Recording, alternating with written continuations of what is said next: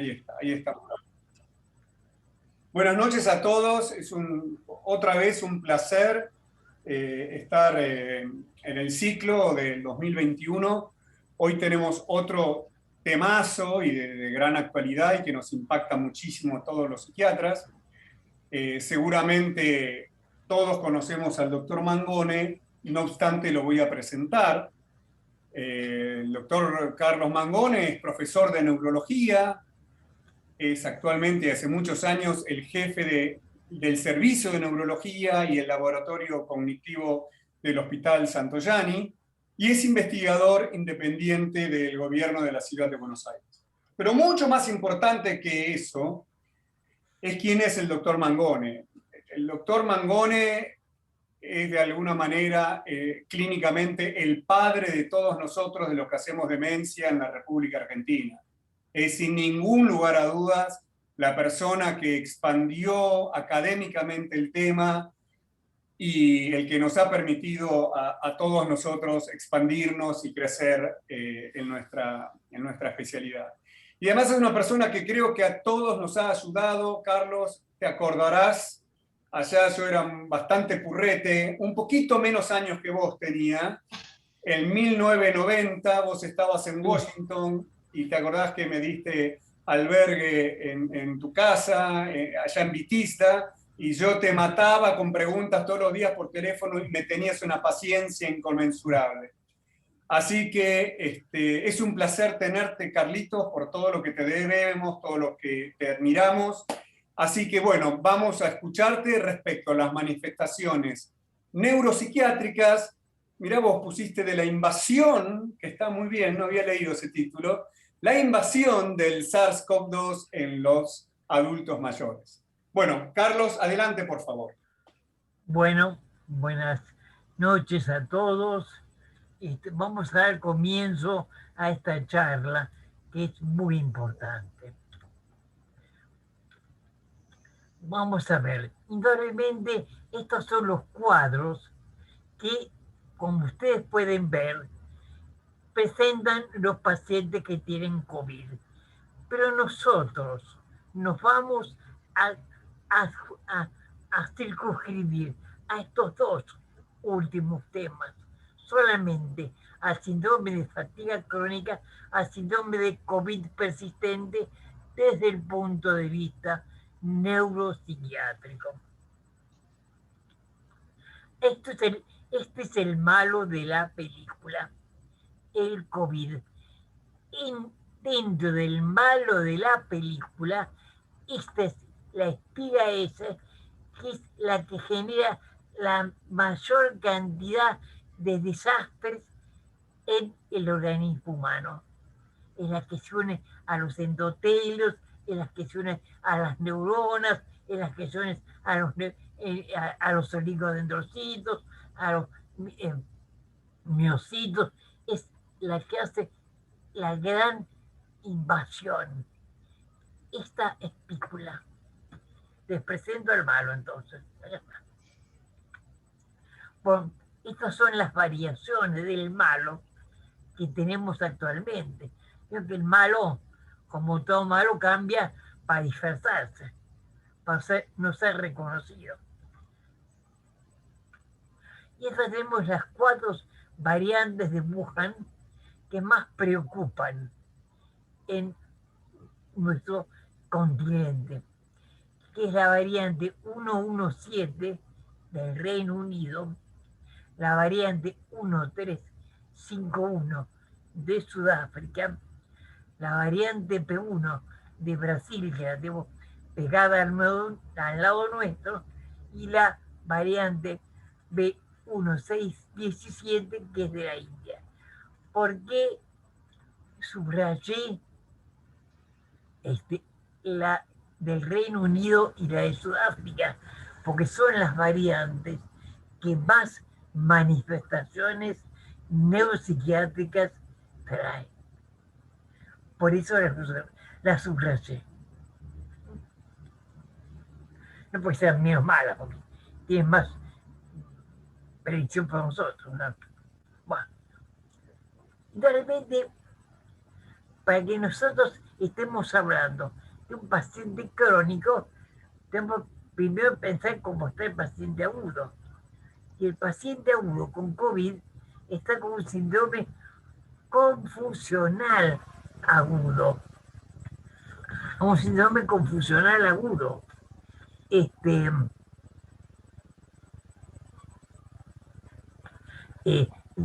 Con pérdida del discurso, no se le entiende lo que habla, tiene insomnio, ansiedad, alteraciones de la concentración, está totalmente desorientado desde el punto de vista neuropsiquiátrico. Es un paciente confuso. Es un estado confusional agudo. Bueno, la neuroinvasión. Bueno, vamos a ver que este bicho realmente invade el sistema nervioso de una manera espectacular, porque se introduce por dos vías, por la vía nasal y por la vía ocular. Por la vía nasal, principalmente a través de la lámina cribosa del adenoides, el bulbo olfatorio, y recuerden esto, la amígdala temporal. Vamos a ver por qué le digo que la recuerden. Incluso a ver los ojos, como ya les dije.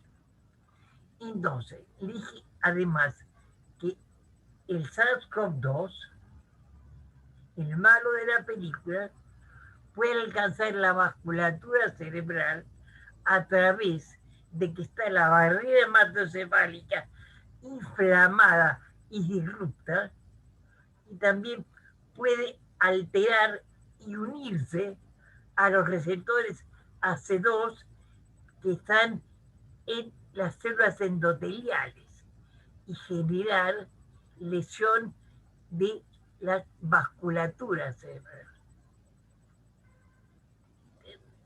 Pues es un sofisticado sistema de neuroinvasión que se ha explotado por medio de una cascada de neuroinflamación y de neurocitoquinas el sistema nervioso. Neuroinflamación y citoquinas al sistema nervioso.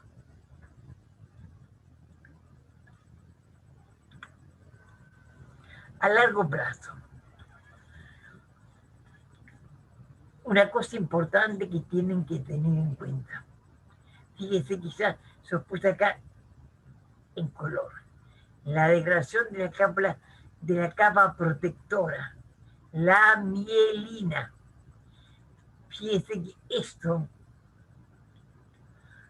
ofrece alteración a un sinnúmero de afectaciones neurodegenerativas que pueden estar en curso en el paciente, como puede ser el Alzheimer, el Parkinson, el Lewy body, o en devenir, como puede ser el mismo tipo de enfermedades.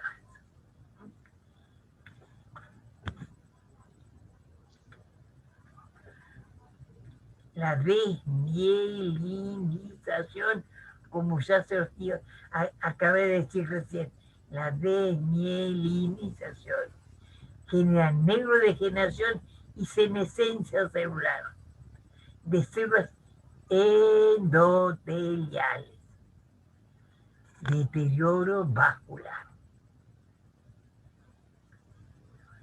que la hipoperfusión resulta en mayor deterioro cognitivo en estos pacientes. Esto es la fisiopatogenia, cómo este virus se va ingresando en el sistema nervioso y lo va haciendo pedazos. ¿Por qué? Porque genera una explosión de citoquinas en el sistema nervioso central y aumenta el estrés oxidativo y aumenta la expresión de glutamato. Como ustedes saben, el glutamato es un aminoácido excitatorio. Entonces, al aumentar el glutamato, genera excitotoxicidad, pérdida neuronal y más daño en todo el sistema nervioso central. ¿Se dan cuenta? Este minúsculo objeto, el despiolo que nos está haciendo en el sistema nervioso.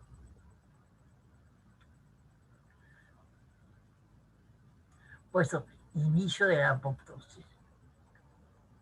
Inicio de la apoptosis. Por eso, a ver si ustedes se pueden entender esto. La infiltración de un sujeto que ha tenido COVID puede llegar a generar meses después de la enfermedad viral aguda una reactivación de una supuesta enfermedad que ahí va a desarrollar o una activación de esa misma enfermedad, un empeoramiento de esa misma enfermedad. ¿Por qué?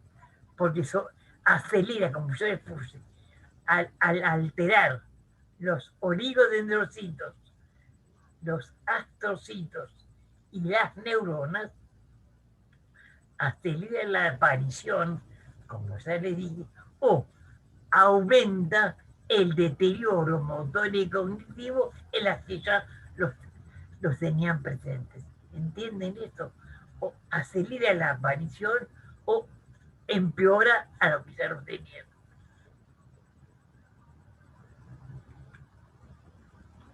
Entonces, la inflamación de la barrera hematoencefálica quizás al estar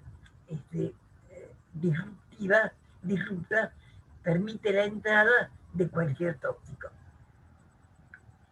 El edema vasogénico, el estrés oxidativo, la activación microglial, esas pequeñas células que a veces hacen tanto bien y a veces hacen tanto despiol en el sistema nervioso, y el daño neuronal.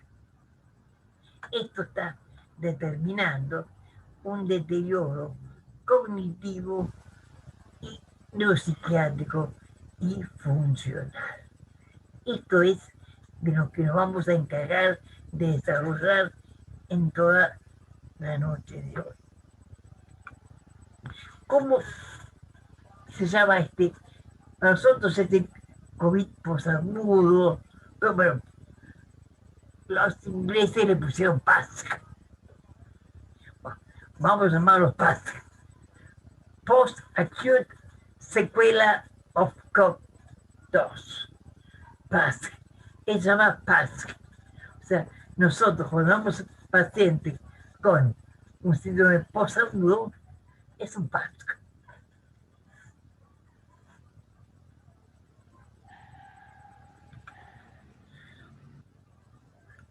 ¿Qué significa esto?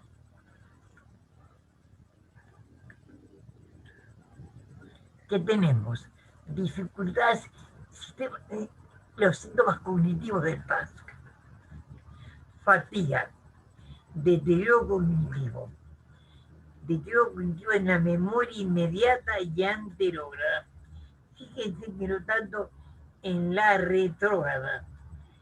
Los pacientes tienen problemas en aprender cosas nuevas, no tienen problema en recordar lo anteriormente establecido. Alteración en la función ejecutiva.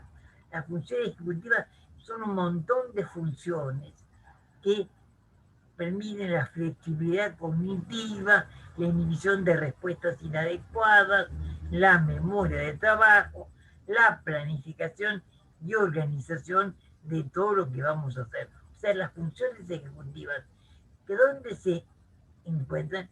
En el lóbulo frontal.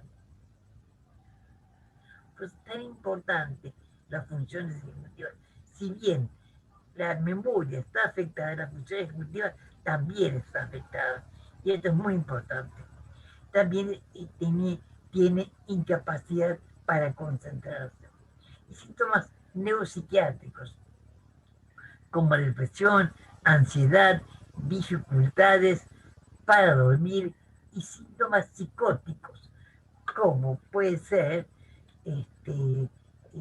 manías, paranoias que pueden llegar a presentar estos pacientes. Crisis de manía y crisis de paranoia. Acá vemos cómo está el curso evolutivo del COVID y nosotros vamos a centrar en este aspecto del cerebro, o sea, la ansiedad, depresión, trastornos del sueño, el estrés postraumático, las alteraciones cognitivas, la niebla cerebral y las dolores de cabeza, las cefaleas.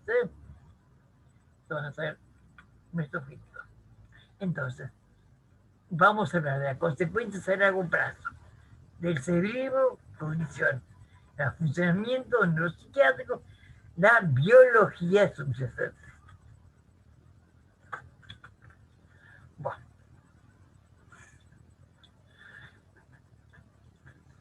las anomalías persistentes pueden constituir la fatiga, la mialgia, la cefalea, la disautonomía.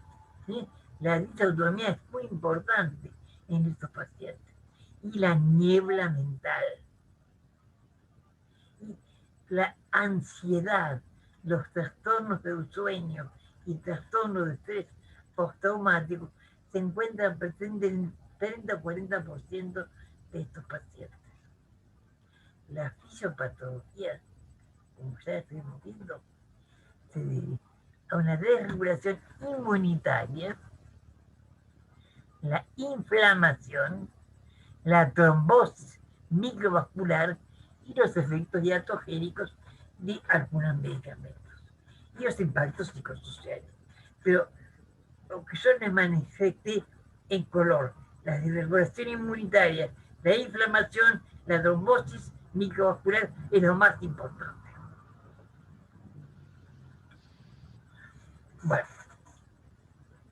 como vemos, el AC2 se expresa en neuronas, en oligodendrocitos, en todas las células, en todas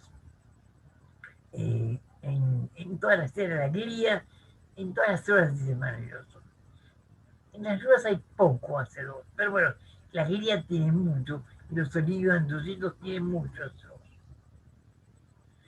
Y el factor de crecimiento cerebral, por el papel que genera en la inflamación cerebral a través del AC2, puede generar mucho trastorno en la parte de disregulación neuropsiquiátrica, porque por la inflamación cerebral. El tejido cerebral post-mortem se expresa en la vasculatura de la corteza frontal. Fíjense, acuérdense de esto que está subrayado acá, corteza frontal. Y las proteínas virales que causan el daño en la barrera hematocefálica. Yo acá les puse el bichito y como el daño frontal, la corteza frontal, se relaciona directamente con el SARS-CoV-2. Acá tenemos un esquema. Fíjense, a nivel de los ganglios de núcleo vulvar, especialmente el núcleo del 12, del 9 y del 12, el núcleo del osofaringio y del vago, para la deglución, y la vía temporal. ¿Se acuerdan que yo dije que se tiene que quedar acordado de cuando yo puse vía temporal? Bueno, los ventrículos, la sustancia cingulada posterior. ¿Por qué la importancia de la sustancia cingulada posterior? Porque los pacientes con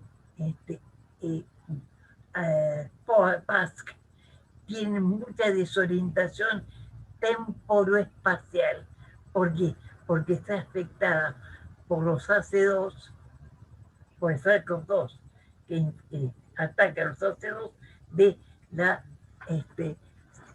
corteza cingulada posterior. Está brain fog, o sea, la niebla mental. Entonces, confusión mental, atención, memoria a corto plazo, disfunción ejecutiva, como ya lo estaba haciendo. Esto es todo que genera la brain fog, la niebla mental. Fíjese, la disfunción ejecutiva, como yo la he subrayado, porque tiene importancia mucha. El olfato, la visión borrosa, la fatiga, la depresión, la ansiedad, también acompañan a la niebla mental.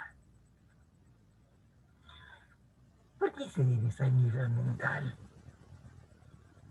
Porque a un aumento de los megacariocitos, estas sustancias que de la médula ósea, ¿cómo fueron a parar al sistema nervioso? Estos megacariocitos. Fíjense, los megacariocitos, no hay infartos en el sistema nervioso, hay megacariocitos. Aparentemente, estudios por necropsia en pacientes que presentan una enfermedad crónica, un estadio crónico por el SARS-CoV-2, no presentan los cambios típicos de una inflamación crónica ni presentan infartos. Presentan una infiltración de megacariocitos en las capilares corticales, sin evidencia de infartos. Esto genera una disfunción endotelial. El reclutamiento de estos megacariocitos es la base de una forma atípica de deterioro cognitivo relacionado con la infección de SARS-CoV-2. O sea que los megacariocitos en el sistema nervioso tienen que ver mucho con la parte de neurocognición.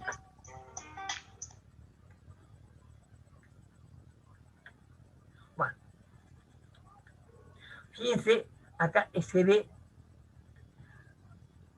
el SARS-CoV-2 con rosa magnética de alto vuelo.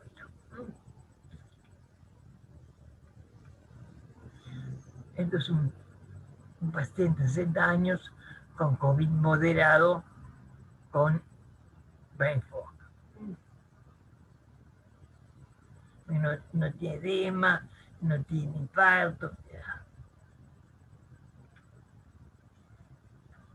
Bueno, esto es importante que analicemos. Las alteraciones microestructurales de sustancia blanca, especialmente en la corona radiata, la cápsula interna y el fascículo fronto-occipital, frontotemporal y fronto-occipital. Fronto, eso no se olviden nunca. Hay una disminución del volumen de la sustancia gris en la corteza olfatoria, en el hipocampo, en la ínsula, en el opérculo glandular izquierdo y en el giro cingulado posterior. Todo esto está relacionado con la pérdida del olfato y las alteraciones de memoria ya descritas. Las alteraciones neurocognitivas y conductuales más formales, déficit de atención, como ya dije, en el 50% de pacientes, déficit en la concentración en la memoria a corto plazo, el 27% de los pacientes, problemas para encontrar la palabra adecuada en el 20% de los pacientes. Bueno, esto es importante, porque también tenemos que entender que esos pacientes tienen una inmunosenescencia. Y esta inmunosenescencia tiene consecuencias. Por ejemplo, los psicofármacos pueden generar alteraciones metabólicas que empeoran la respuesta al coronavirus. ¿Por qué? Porque aumenta la resistencia a la insulina, aumenta la mortalidad en los adultos mayores y aumentan casos graves de muertes en mayores de 70 años. ¿Por qué? Por el envejecimiento del sistema inmunológico, las alteraciones metabólicas y la inflamación crónica concomitante. Y la inmunosenescencia y el envejecimiento de origen inflamatorio, que ya lo describí, generan las altas tasas de mortalidad en las personas mayores. El envejecimiento de origen inflamatorio es lo que ya describí antes. En la inmunosenescencia es lo que describí ahora. La melatonina puede ser una supuesto alternativa al uso de psicofármacos en este grupo de pacientes. Cuando tiene problemas de sueño, por ejemplo. Manifestaciones los psiquiatras pasan. Síndrome confusión y delirios. Concluyendo, síndrome confusión y delirios. Depresión y angustia. Síndrome de estrés postraumático. Miedo. Insomnio. Síndrome obsesivo compulsivo y malestar psicológico general. Esto es las manifestaciones neuropsiquiátricas. Las manifestaciones cognitivas las vimos anteriormente. Estas son las manifestaciones neuropsiquiátricas. ¿Sí? Bueno, llegamos al final. Espero que estemos al tiempo. Está ver todas las preguntas. Bueno, Carlos. Acá le dejé el mail para que quieran. Acá le dejé mi mail para quieran hacerme preguntas. ¿Sí? Ok, ya terminé. Muchas gracias, Carlos. Muchas gracias. Voy a detener la grabación un instante.